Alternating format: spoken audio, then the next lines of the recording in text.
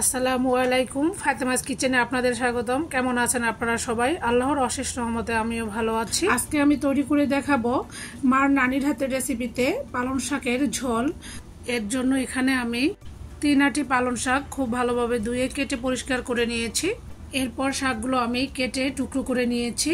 এরপর একটি হাঁড়িতে শাকগুলো আমি দিয়ে দিচ্ছি। এরপর এখানে আমি 2 টেবিল চামচ পানি দিয়ে দিচ্ছি এবং একটা স্প্যাচুলার সাহায্যে শাকগুলো খুব ভালোভাবে নেড়েচেড়ে 4-5 মিনিটের মতো শাকগুলো ভাপিয়ে নিয়েছি।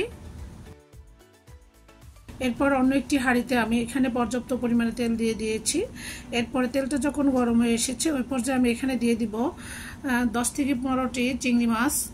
চিংড়ি মাছের উপরে খোসাটা ছাড়িয়ে এবং মাঝখানে রগটা ফেলে দিয়ে খুব ভালোভাবে পরিষ্কার করে নিয়েছি। আপনারা চাইলে খোসার সঙ্গেও চিংড়ি মাছটা নিতে পারেন। তো আমার কাছে মনে হয় এভাবে উপরের স্কিনটা ফেলে দিলে চিংড়ি মাছের স্ট্রং ফ্লেভারটা আসে। এরপরে চিংড়ি মাছটাকে আমি 2-3 মিনিটের মতো ভেজে নিয়েছি।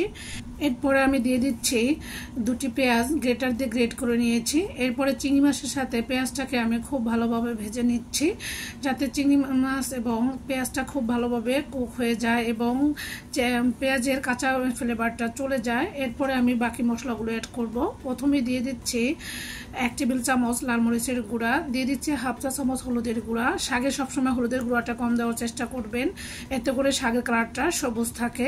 এরপরে আমি 1.5 টেবিল চামচ আদা রসুন বাটা দিয়ে দিয়েছি। এখানে আমি বেশি মশলা ব্যবহার করব না, যেহেতু চিংড়ি মাছের ঝোল রান্না করব। এর মধ্যে মশলার পরিমাণটা একটু কম দিলেই খেতে বেশি ভালো লাগে। দিয়ে দিচ্ছি স্বাদ মতো লবণ।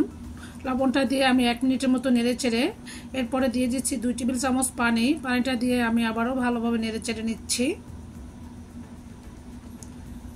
এই তো দেখতে পাচ্ছেন মশলার সঙ্গে চিংড়ি মাছটাকে খুব ভালোভাবে কষিয়ে নিচ্ছি। এরপরে এখানে আমি দিয়ে দিব 1 চা চামচ ভাজা জিরার গুঁড়া। তো আবারও ভালোভাবে নেড়েচেড়ে মিশিয়ে নিচ্ছি।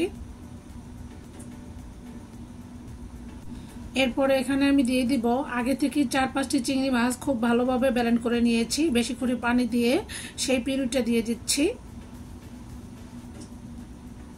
এই তো এখন আমি ভালোভাবে নেড়েচেড়ে মশলার সঙ্গে চিংড়ি মাছের পিউরিটাকে একদম 4-5 মিনিট কষিয়ে নিব। এভাবে আমাদের মা নানি দাদিরা শাকের ঝোল রান্না করতো। এই রেসিপিটি আমি আজকে আপনাদের মাঝে শাকের রেসিপিটি তৈরি করে শেয়ার করছি। আশা করি আমার আজকের রেসিপি আপনাদের ভালো লাগবে। যদি ভালো লাগে প্লিজ একটি লাইক দিবেন। এরপরে আমি মশলার সঙ্গে 4-5 মিনিট কষিয়ে নিয়ে দিয়ে দিচ্ছি ব্লেন্ডার ধুয়ে কিছু পানি। এরপর আমি আবারও ভালোভাবে কষিয়ে নিব। এরপরে আমি দিয়ে দিব ঝালের জন্য 10-12টি কাঁচামরিচ মাঝখান দিয়ে ফালি করে। শাকে একটু ঝাল দিলে শাকটা খেতে বেশি মজার হয়, তাই বেশি করে কাঁচামরিচ কুচি দিয়ে দিচ্ছি। এরপরে 1 থেকে 2 মিনিটের মতো কাঁচামরিচটাকেও মশলার সঙ্গে খুব ভালোভাবে নেড়েচেড়ে মিশিয়ে নিচ্ছি।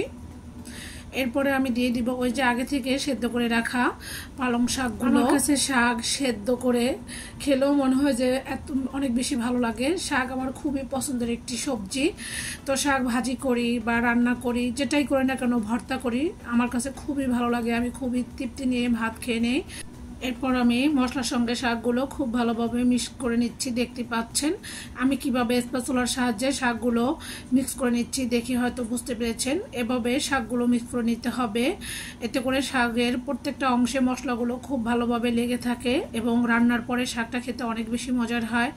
দেখা যায় শাকের মধ্যে যদি কোনো রকমের ভাঁজ পড়ে থাকে, সেখানে ভালোভাবে নাড়াচাড়া করা না হয়, তাহলে সেই শাকটা রান্নার পরে খেতে একদমই ভালো লাগে না। এই তো দেখতে পাচ্ছেন শাকটাকে আমি খুব ভালোভাবে উল্টে পাল্টে নেড়ে চেড়ে নিচ্ছি। শাকটা যেহেতু সেদ্ধ করা, এই পর্যায়ে রান্না করতে একদমই সময় লাগবে না। প্লিজ আপু ভাইরা, আমার ভিডিওটি দেখার আগে আপনারা একটি লাইক দিতে ভুলে যান। প্লিজ একটি লাইক দিয়ে আমার সাথেই থাকবেন এবং আমার ভিডিওটি ফুল ওয়াচ টাইম করার চেষ্টা করবেন।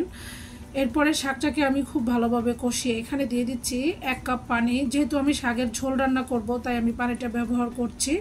আপনারা যদি শাকের ঝোলটা খেতে পছন্দ না করেন, তাহলে পানিটা না দিয়ে আর 2 থেকে 3 মিনিট রান্না করে নামিয়ে ফেললেই শাকটা হয়ে যাবে। যেহেতু পালং শাক খুবই নরম একটি শাক, এটা রান্না করতে একদমই সময় লাগে না, 4-5 মিনিটের মধ্যেই রান্নাটা হয়ে যায়। তো এই তো আমি ভালোভাবে নেড়েচেড়ে শাকটাকে রান্না করে নিয়েছি আরও 3 থেকে 4 মিনিটের মতো। এখন আমি এখানে দিয়ে দিব বেশি করে কিছু ধনিয়া পাতা কুচি। এই তো ধনিয়া পাতাটা দিয়ে আমি 1 মিনিটের মধ্যে শাকটাকে নেড়েচেড়ে নামিয়ে নিব। মাশাআল্লাহ, দেখতেই পেয়েছেন শাকটা আমার কতটা সবুজ কালারের পরিণত আছে। তো শাক রান্নার ক্ষেত্রে কোনো রকমের ঢাকনা ব্যবহার না করলে শাকের কালারটা এভাবেই সুন্দর থাকে। তো আজকের রেসিপিটি আমার কেমন লেগেছে অবশ্যই কমেন্ট করে জানাতে ভুলবেন না। তাহলে আজকের মতো বিদায় নিচ্ছি, আবার দেখা হবে নতুন কোনো ভিডিও নিয়ে। আল্লাহ হাফেজ।